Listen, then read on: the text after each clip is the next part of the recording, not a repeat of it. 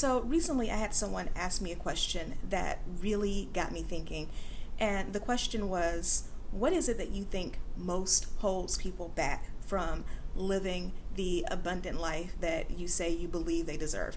And let me be clear, I believe that everyone deserves to live an abundant and cherished and joyous life. I really and truly do feel that way.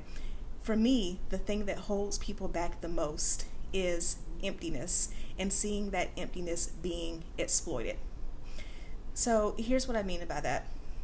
If you have spent any time living on this earth, then you have been disappointed.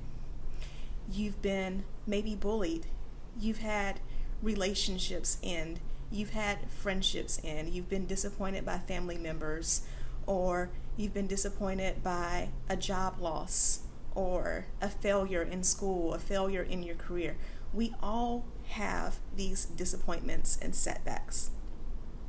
And what happens is, over time, when we don't truly deal with these disappointments, when we don't deal with these setbacks, we start to get these feelings of emptiness. We start to feel unworthy, inadequate. Sometimes we deal with these disappointments by choosing not to deal with them at all.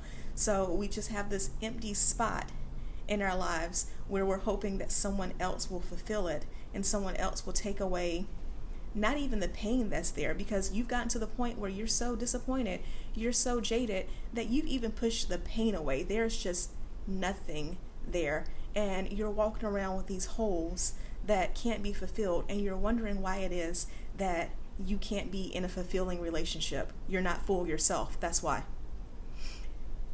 Well, way too often I see this happen where someone is empty.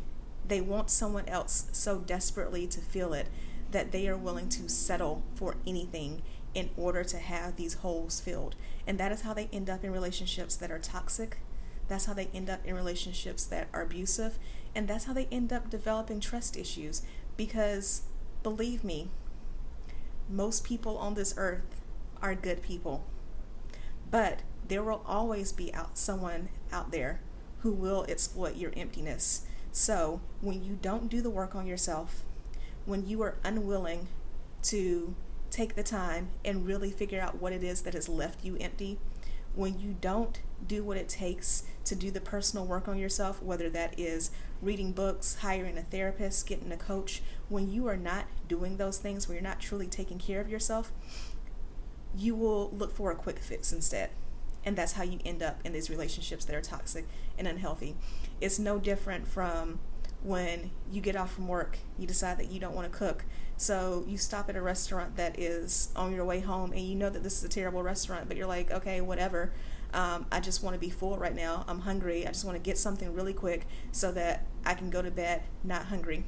You will do whatever it takes to eat, even if that means eating out of a relationship that's not healthy.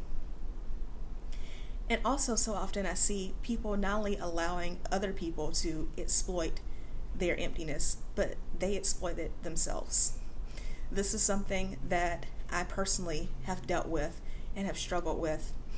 There are times where I've had a setback in my life, or I've had a disappointment, and it left me feeling empty inside. It left me feeling inadequate. And instead of actually doing the work, instead of actually taking the time to be like, how can I fill my life up? How can I develop new interest?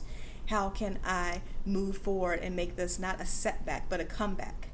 Instead of working out a plan to be a better woman, to be a better person, I instead decided to exploit my own emptiness and to fill it with victimhood, to fill it with hurt and anger and resentment. Because no, those feelings aren't great, but there's something. They're that fast food that you stop for on the way home, right? There's something. They will fill you up. And so often we would rather be full, even if it's full of toxicity, than to be empty inside. So we exploit our own emptiness by filling it with things that should not be there. And then we allow other people to come into our lives and fill our emptiness with things that shouldn't be there. And we wonder why we're so hurt all the time. We wonder why we're so tired all the time. We wonder why we feel like we can't get anywhere in life. We wonder why we're either single, we're in relationships that don't last very long, that aren't very fulfilling, where we develop more and more trust issues and more baggage, or even worse, we find ourselves in relationships where we're with this person but we're lonely whenever the person is around because we've never learned how to fill our own emptiness. So instead of doing the work on ourselves, instead of learning how to take care of ourselves so that we can be a better person to ourselves, so that we can be a better person to the people that we're in relationships with, we allow just any and everything to come into our lives. That's not what you want, is it? Do you want to walk around empty all the time? Do you want to walk around half fulfilled? Do you want to walk around with a sense of fullness, but it's fullness that is heavy? Is fullness that is toxic? Is fullness that leaves you feeling icky? That's not what you want, is it? You have to start learning how to fill your own cup. You have to start learning how to fill your cup in a way that is healthy. Because until you do that, until you do the work, your emptiness will always be exploited, whether it's by other people or whether you start doing it to yourself. Please don't play yourself. I know I'm on my DJ Khaled a little bit right now, but don't allow yourself to do anything to fulfill a void. I don't want you to be in a relationship just to be in a relationship. I don't want you to just get by through life. I want you to be in a position where you truly know that your needs are met. You truly know how to take care of you. You truly know how to show up for yourself, how to show up for other people. You truly know that when you're welcoming people into your life, whether that is a romantic relationship or a new friend or a new business venture, when you are welcoming people into your life, that you know those people have value to add into your life. You can embrace the new. You can embrace new people. You can embrace new situations, because once you are full, you have more discernment. So when you have more discernment, you have fewer trust issues, because you can spot someone who's no good from a mile away, because you have that discernment, you have that confidence in yourself.